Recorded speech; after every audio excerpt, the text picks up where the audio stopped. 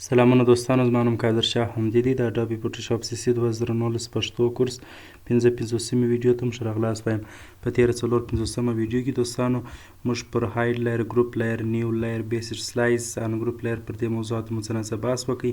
دغه رنګه ارینج مو هم تشریح کړئ چې ارینج څه کار کوي. نن راځو دوستانو د کمباین شیپس څخه شروع کوو. کله چې دوستانو موږ دوه شیپونه ولرو نو بیا دواړه انتخابوو. په دې ترتیب باندې شیفت نیسو، دی کلیک کوو، دواړه انتخابیږي. اوس راځو لایر ته او دلته ورته وایو کمباین شیپ یونایټ شیپس. دا څه کار کوي؟ هغه شیپ چې مثلا تا هغه اول انتخاب کړی و د هغه رنګ په بل باندې ګډوي. دا یو کار سو. دا په مختلفو ډیزاینونو کې کارول کیږي. یا مثلا ورته وایه چې سبټراکټ فرنټ شیپ، هغه اول مخکنی شیپ یا مخکنی شکل چې کوم دی هغه څه ځینې منفي که ورته وګوره، ګورئ په هغه ترتیب بیا هغه ساحه ځینې منفي کیږي. او یا هم ته ورته وایه چې یونایټ شیپ اټ اورلیپ په دې ترتیب باندې، یعنی مطلب دغه ساحه چې کومه ده دا پرېږده، نوره ساحه یې ایسته که. او یا هم ورته وایه چې سبټراکټ شیپ اټ اورلیپ په دې ترتیب باندې یو خاص ساحه چې کیږي ایسته کیږي ځینې. نو دا د کمباین شیپ کار دی چې زموږ سره کار کوي. او بل هم الاین دی. دی څه کار کوي دوستانو؟ ټاپ ایج ګورئ، دغه اول شیپ چې موږ انتخاب کړی دا د سر شیپ ور سرته کوي او ورمخته کوي. او بل هم الاین کې موږ لرو ورټیکل سنټرز، ګورئ په دې ترتیب دواړه چې کوي پر سنټر باندې یږدي. دا په مختلفو ډیزاینونو کې به موږ کولی سو چې استفاده کو. او یا هم مثلا موږ لرو په دې ځای کې باټم ایج، په دې ترتیب دا بیا داسې کار کوي. او یا هم مثلا موږ ورته وایو چې سبټراکټ شیفټ هوريزونټل سنټرز، ګورئ په دې ترتیب باندې. دا مختلف ډیزاینونو لپاره موږ کولی سو چې له دې څخه استفاده وکړو او دا وکاروو. او بل هم لرو دلته ډیسټریبیوټ. زه نه پوهېږم چې دی اوس ولې غیر فعاله دی، خو دی هم تقریبا د دو د الاین فرق نشته، دواړه یو رقم کار کوي. فقط یو فرق یې دا دی چې هغه په سلیکشن هم تغیرات راولي، په سلیکشن کې هم تغیرات راولي. خو الاین ساده الاین چې دی هغه سلیکشن کې تغیرات نه راولي، هغه یوازې کم شیپ چې تاسې ورکړی په شیفونو کې تغیرات راولي یا هم په شکلونو کې.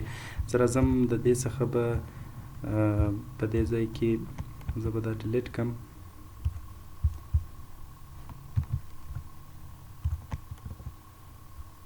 دلته به یو 3 لایره جوړ کړم. اوس راځم دا دواړه لایرونه انتخابوم.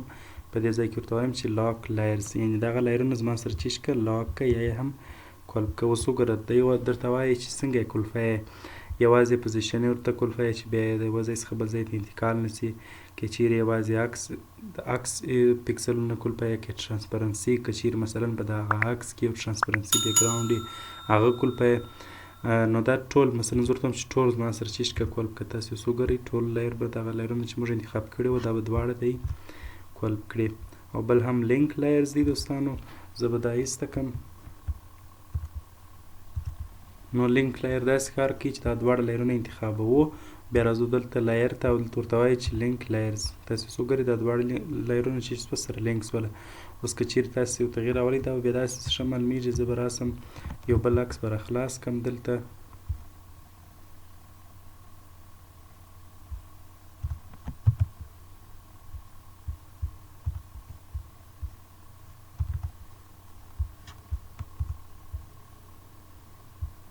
په دې ځای کې به ورته ووایو چې جی پی جي یو عکس ماته راخلاص کړه،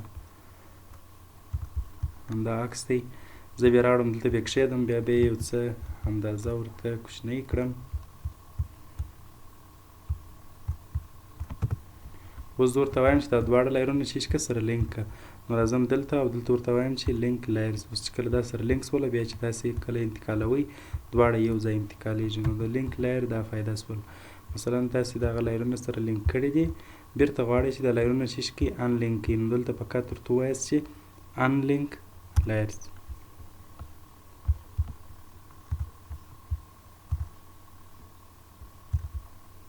او بل اپشن چې موږ لرو هغه مثلا ما دا لایرونه لینک کړه سره، لینک لایر دواړه سره لینک شوله. اوس زه راځم دلته درته وایم چې هغه لایرونه ماته انتخاب کړه چې هغه لینک وي.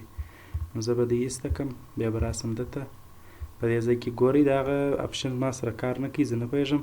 خو دی هغه لایرونه انتخابوي چې هغه زما سره چې وي لینک وي. ښه دی دواړه به زه انتخاب کړم چې دی کار شروع کړي ان لینک لایرز. ځینې اپشنونه داسې دي دوستانو چې دلته غیر فعال کار نه کوي. نو زه نه پوهېږم چې ولې کار نه کوي، خو تاسې که د دې هدف چې شته د دغه اپشن دلته لیکلی دی سلیکټ لینک لایرز، یعنی دغه لایرونه چې کوم لینک دی دا شي که زما سره انتخاب که. زه به راسم دا به لینک کم او بیا به دی وګورم، بیا هم دی کار نه کوي. خیر تاسې یې وګورئ در سره دوستانو. او بل موږ دلته بل اپشن لرو مرج لایرز کنټرول ای شارټ کټ دی. که چیرې تاسې یو دوه لایرونه ولرئ او دواړه غواړئ چې یو په بل کې سره ګډ سي او یو لایر ځینې جوړ سي، نو دغه دپاره موږ مرج لایرز کاروو. دغه مرج لایرز ډېر وخت د دې دپاره کارول کېږي چې تاسې یو لوګو جوړه کړئ، مثلا د خبرې تاسې دا یو لوګو فرض کړئ او لاندې مو یو خط ورسره لیکلی، اوس غواړئ چې دا دواړه یو بلې صفحې ته انتقال کړئ. نو که چیرې تاسې دا سره مرج نه کوئ دا دواړه لایرونه، دا به دواړه جلا جلا انتقالوئ چې بیا به بیا سره سموئ. نو زه راځم دلته دا دواړه انتخابوم او په دې ځای کې لایر ته راځم او دلته ورته وایم چې مرج لایرز. کله چې مرج سوله د دواړو څخه یو لایر جوړیږي، دا د دې دپاره کارول کېږي. مثلا د خبرې مرج ډاون په دې ترتیب باندې دی چې شي کېږي هغه لاندې چې کوم لایر و هغه یې هم ورسره مرج کوي، یا مثلا ورته وایي چې مرج ویزیبل ټول ما سره چې شي که مرج که مکمل ډول سره ټول مرج سوله. او یا هم پلټن ایمیج دی چې دی اتومات شکل باندې ټول مرجعي او د عکس څه شي کوي مکمل لاک کوي، شاته یې سپین بیکګراونډ ورکوي، تاسې ورته وګورئ او دی دغه عکس څه شي کوي لاک کوي یې کلپوي یې. ستاسو د توجه نړۍ مننه دوستانو. په بله ویډیو کې به پر میټینګ باندې بحث کوو. د الله په امان.